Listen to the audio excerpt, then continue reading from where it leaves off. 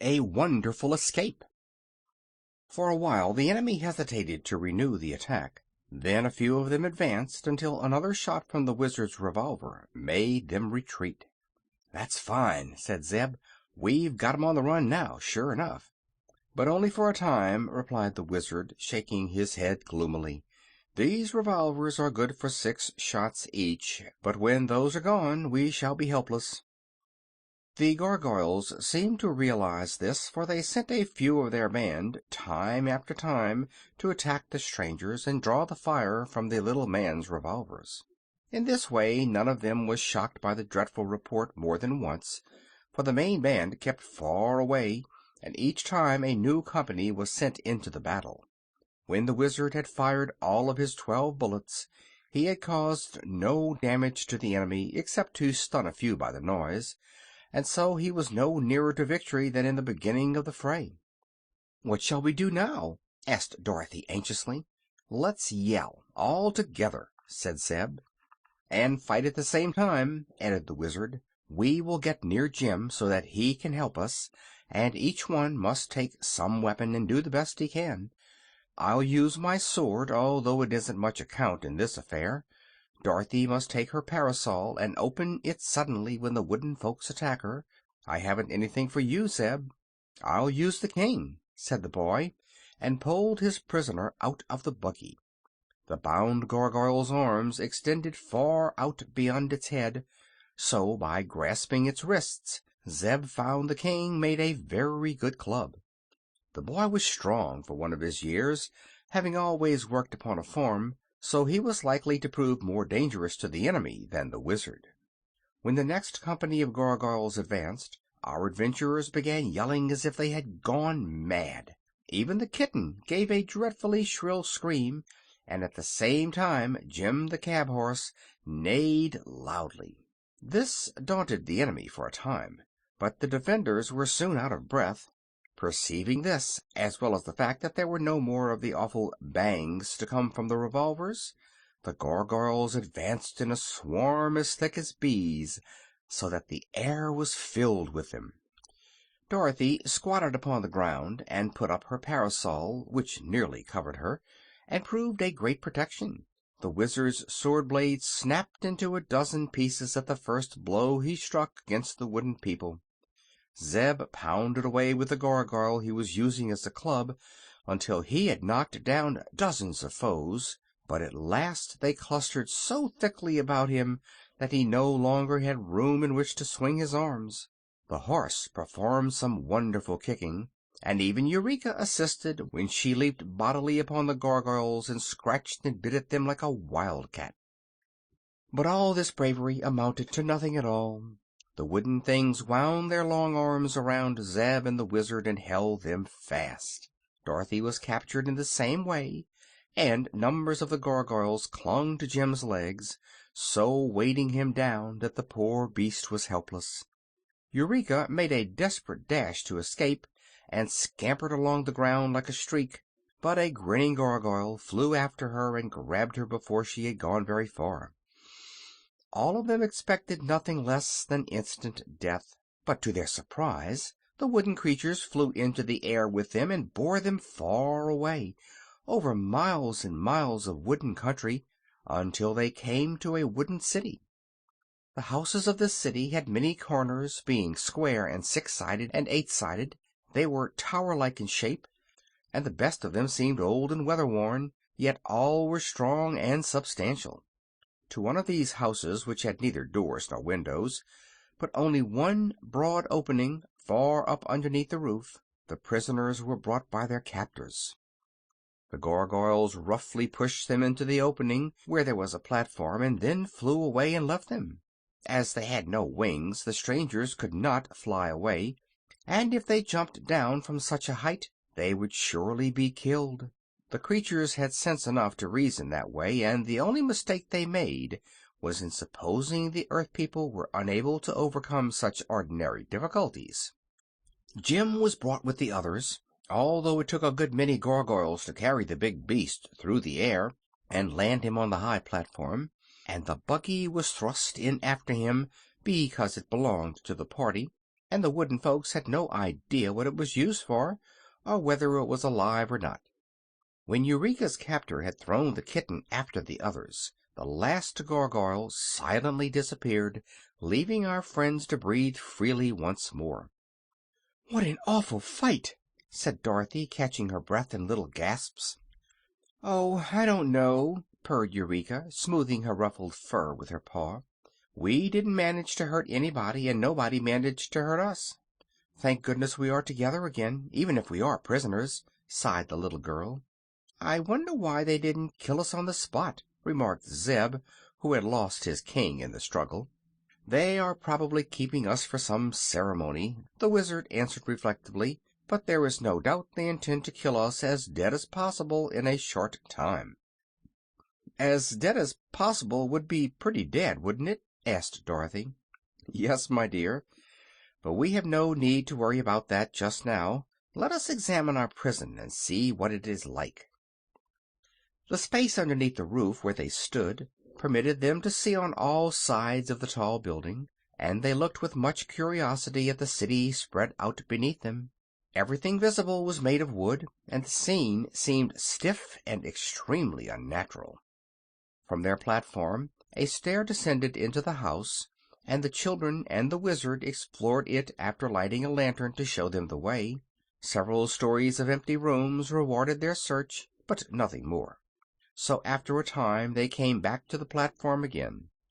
Had there been any doors or windows in the lower rooms, or had not the boards of the house been so thick and stout, escape would have been easy.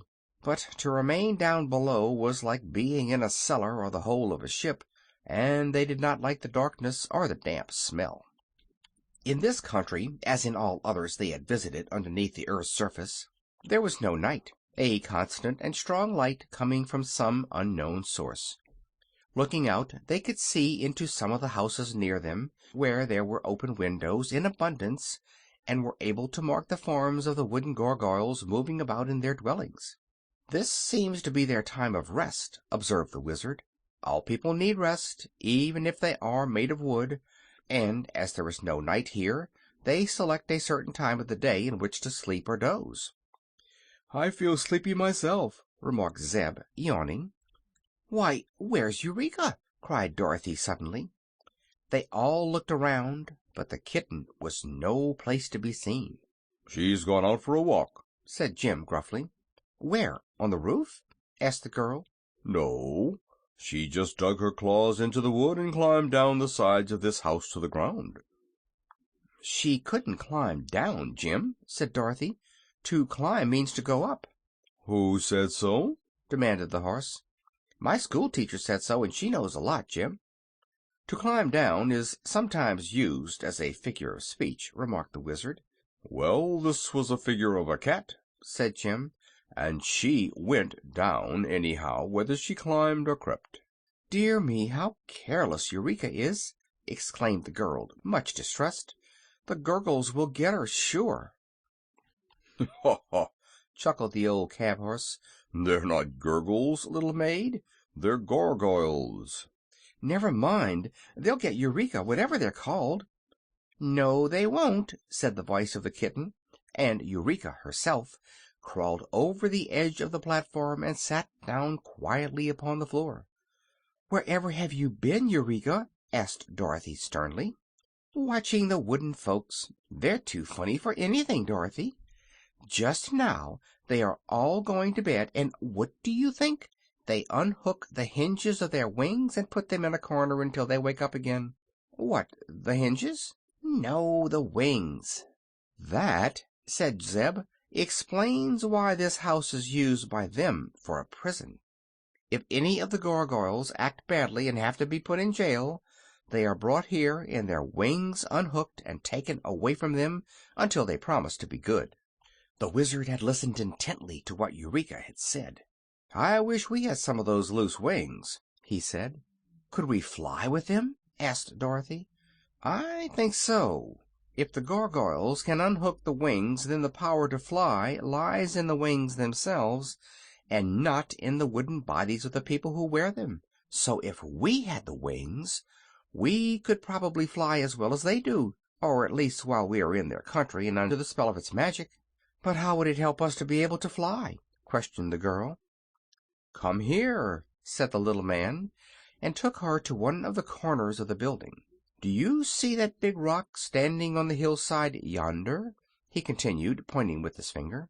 "Yes, it's a good way off, but I can see it," she replied.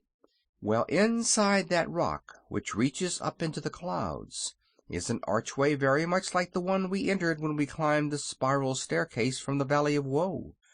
I'll get my spyglass, and then you can see it more plainly."